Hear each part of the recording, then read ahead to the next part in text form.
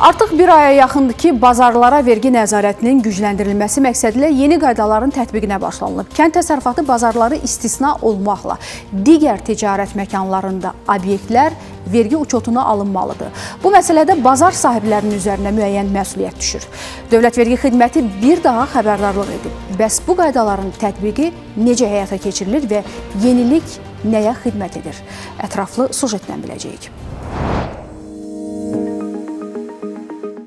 Bazarlarda vergi uçotunun tənzimlənməsi rəsmiləşdirmə prosesindəki çətinlikləri aradan qaldıracaq, istehlakçı hüquqlarını qoruyacaq. Dövlət Vergi Xidmətinin məlumatına görə, oktyabrın 1-dən qüvvəyə minən dəyişikliklərə əsasən bazarlarda icarəçilər yalnız onların icarəyə götürdükləri obyektlər vergi uçotuna alındıqdan sonra faktiki fəaliyyət göstərə bilərlər. Bu öhdəlik bazar mülkiyyətçiləri tərəfindən təmin edilməlidir.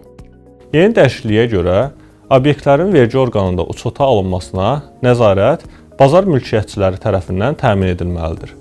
Belə ki, növbəti 6 ay ərzində vergi orqanında uçota alınmamış təsərrüfat obyektlərinin və həmin obyekti icarəyə götürən şəxslərin uçota alınması həyata keçirilməlidir. Bazar mülkiyyətçiləri icarə müqaviləsinə xitam verilmiş, fəaliyyətini dayandıran və ya davam etdirən vergi ödəyiciləri barədə məlumat formasını rübdə bir dəfə vergi orqanlarına təqdim etməlidirlər. Eyni zamanda cari il 1 oktyabr tarixindən etibarən növbəti 6 ay ərzində bazar mülkiyyətçiləri vergi orqanında uçota alınmamış təsərrüfat obyektlərinin və həmin obyekti icarəyə götürən şəxslərin uçota alınmasını təmin etməlidirlər. Sahibkarlar isə, yəni orada fəaliyyət göstərən vergi ödəyiciləri isə öz növbəsində həmin bazarda fəaliyyət göstərmək üçün ilk öncə icarə müqaviləsi bağlayıb obyekt kodu almalıdır. Yəni əvvəlki formatdan indiki mexanizmin fərqli cəhəti ondan ibarətdir ki, əvvəl onların vönü var idi, amma obyekt kodu qeydə alınmamışdı. Obyekt kodun qeydə alınması arxasınca bir çox proseslərin şəffaflaşmasına gətirib çıxardı. Burada söhbət kənd təsərrüfatı məhsulları bazarları və kənd təsərrüfatı kooperativləri bazarlarından getmir. Yəni, vergi qanunvericiliyinin sözügedən müddəaları kənd təsərrüfatı məhsullarının satış bazarları istisna olmaqla tikinti, geyim, qeyri-ərzaq, sənaye və digər məhsulların satış bazarları, ticarət mərkəzləri, eləcə də alış-veriş mərkəzlərində fəaliyyət göstərən şəxsləri əhatə edir. Dəyişikliklər həm də istehlakçı hüquqlarının qorunmasına təsir göstərəcək.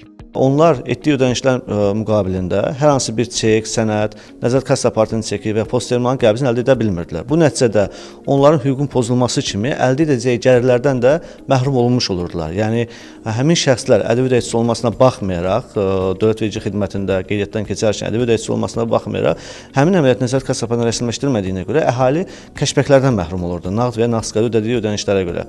Bu dəyişikliklər bazarlarda fəaliyyət göstərən bütün şəxslərin leqal şəkildə fəaliyyət göstərməsini təmin etməyə və qanunsuz sahibkarlığın qarşısını almağa yönəlib.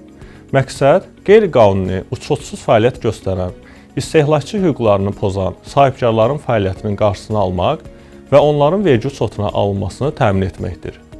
Sahibkarların vergi uçotuna alınmadan, o cümlədən icarəyə götürdükləri obyektləri vergi orqanında uçota qoymadan fəaliyyət göstərməsinə şərait yaradan bazar mülkiyyətçilərinə qarşı məsuliyyət tədbirləri nəzərdə tutulur. Şəkərnaz Şahəliyeva, Ramin İsmailov, Vəfa Şəhlai, İqtisadi Zona.